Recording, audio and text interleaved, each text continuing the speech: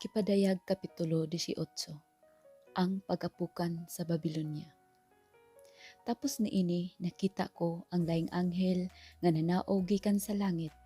May dako siyang gahom og nahayagan ang tibuok kalibutan sa iyang kahayag.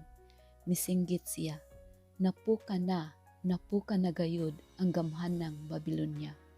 Karon nahimo na siyang pinuy-anan sa mga demonyo ug abtanan sa mga daotang espiritu ug sa tanang hugaw ug dulumtanang kalanggaman. Kay ang tanang katawhan nakainom sa isog nga bino sa iyang kamahilawason. Nakigilawas kaniya ang mga hari sa kalibutan ug nangadato ang mga negosyante tungod sa iyang pagpatuyang nga kaulag.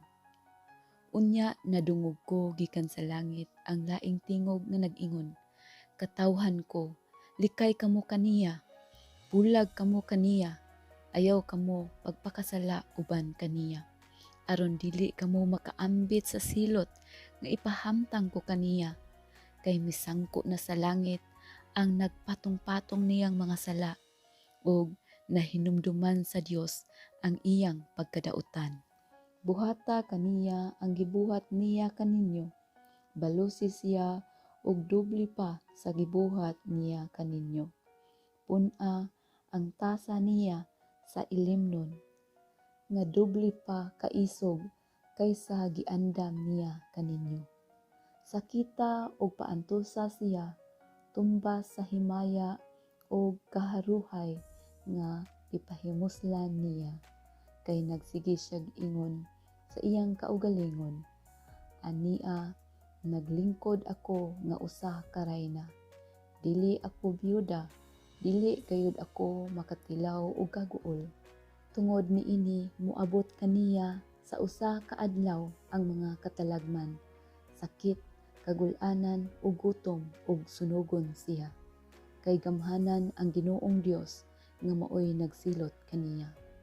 Ang mga hari sa kalibutan nga nakighilawas o nakigambit sa iyang kaulag, maghilak o magminatay inig kakita nila sa aso sa pagkasunog niya. Magpaantaw lamang sila kay nahadlok man sila sa iyang giantos o muingon sila. Pagka makalilisang, pagkaalaot sa dako o gamhanang syudad sa Babilonia, nahiagon siya sa silot sa usa lamang ka oras, maghilak o magbangutan, usab tungod kaniya ang mga negosyante sa kalibutan, kay wala na may mamalit sa ilang mga baligya.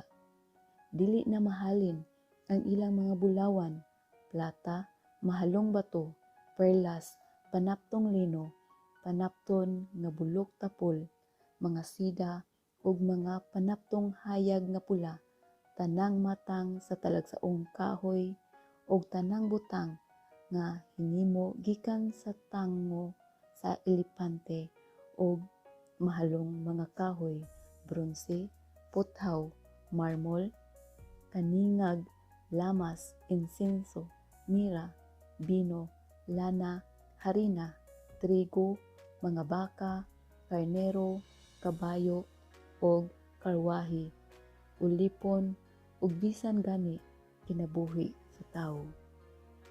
Moingon kaniya ang mga negosyante, ang tanang butang nga gitinguha mong mabatunan ingon man ang mga bahandi ug ang gilak niini nangahanaw na ug dili mo na gayud sila hikaplagan pag-usab. Magpaantaw lamang ang mga negosyante nga nangadto tungod sa negosyo nila sa maong syudad, kay nahadlok man sila sa iyang mga pag-antos. Maghilak sila ug magbangutan ug muingon, pagka makalilisang, pagkaalaot sa dakong syudad nga naanad sa pagbistig mga lino, bulok tapol ug hayag nga pula ug pagdayan-dayan sa iyang lawas ug mga bulawan, mga bililhong bato ug mga perlas.